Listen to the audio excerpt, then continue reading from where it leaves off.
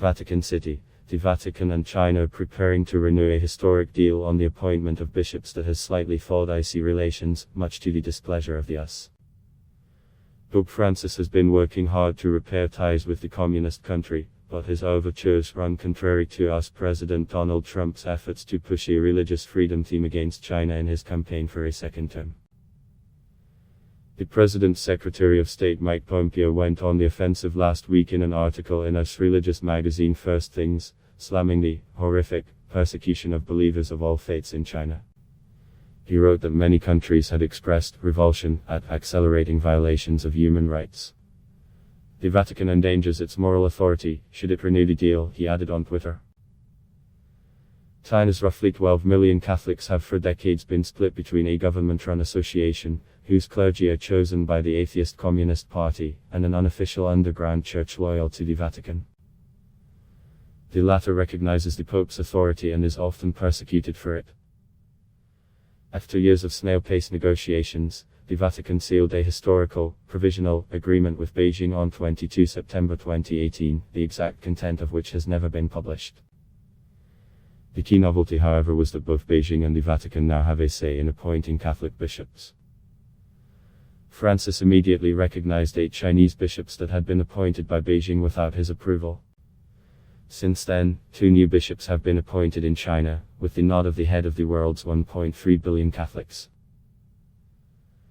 And in a historic step earlier this year, Chinese and Vatican foreign affairs ministers met publicly at an international event for the first time in 7 decades. Pope Francis has just given the go-ahead for the renewal of the agreement, which is still in experimental mode, for another 2 years, a source close to the dossier told AFF. The extension is expected to be signed next month.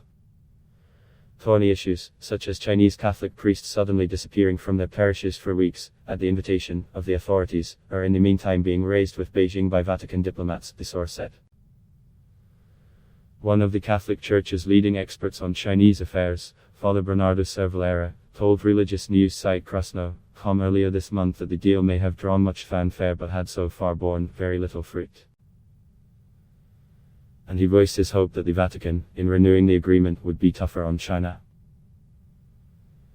Diplomatic relations between Beijing and the Holy See broke down in 1951, 2 years after the Communists came to power.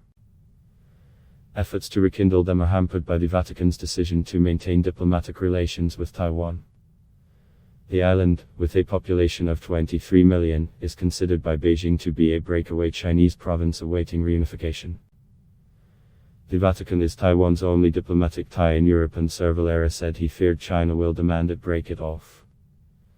A spokesman for China's foreign ministry said Thursday that the interim deal with the Vatican has been implemented successfully, saying there had been an increase in mutual trust and consensus. Pope Francis's right-hand man, Cardinal Pietro Parolin, said mid-September that the Catholic Church's current interest with China is to normalize the life of the Church as much as possible. He admitted the results so far have not been particularly striking.